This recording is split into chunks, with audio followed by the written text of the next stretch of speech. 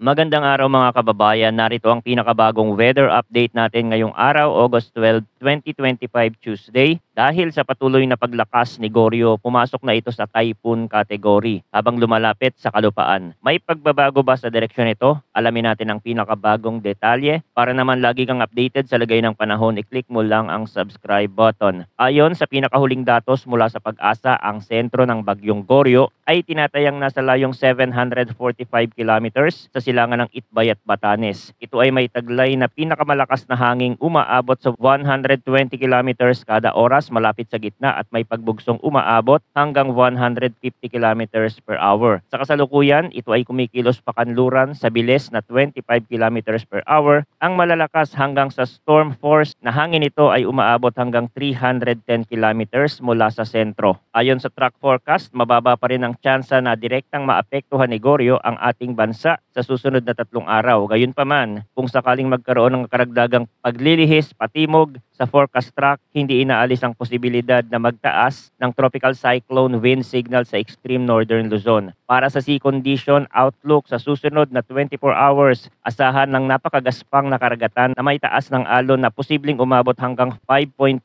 meters sa mga baybaying dagat ng Batanes. Mapanganib ang paglalayag para sa lahat ng uri ng sasakyang pandagat, kaya pinapayuhan ng mga mangingisda at marino na manatili muna sa pantalan o agad na humanap ng mas ligtas na lugar. Magiging rough din ang dagat na may taas na alon na hanggang 3.5 meters sa hilaga at silangang baybayin ng Babuyan Island. Lubhang delikado rin ito sa mga maliliit na bangka ang paglalayag sa mga lugar na ito, lalo na kung hindi sapat ang kagamitan o walang karanasan ang mga tripulante. Samantala, katamtamang pag-alon naman na hanggang 2.5 meters ang mararanasan sa natitirang baybayin ng Babuyan Island at sa hilagang silangang baybayin ng mainland Cagayan. Aabot din hanggang 2 meters ang taas ng alon sa natitirang baybayin ng mainland Cagayan, sa baybayin ng Isabela at sa hilagang silangang baybayin ng Aurora. Pinapayuhan ng lahat ng mangingisda at maliliit na sasakyang pandagat na mag-ingat at kung maaari ay iwasan muna ang paglalayag sa mga kondisyong ito. Para sa track at intensity outlook, inaasahang gagalaw pakanluran, hilagang kanluran si Goryo sa buong forecast period. Batay sa kasalukuyang track forecast, posibleng maglandfall ito sa silangang bahagi ng Taiwan bukas ng hapon, August 13, at tuluyang lalabas ng Philippine Area of Responsibility pagsapit ng gabi ng bukas o madaling araw ng August 14. Patuloy itong mananatiling nasa kategory ng typhoon bago maglandfall sa Taiwan at inaasahang unti-unti nang hihina habang nagpapatuloy ang biyahe nito sa labas ng PAR. Sa Tropical Cyclone Threat Potential update naman na nilabas ng Pag-asa kahapon, para sa week 1 mula August 11 hanggang 17, inaasahan nga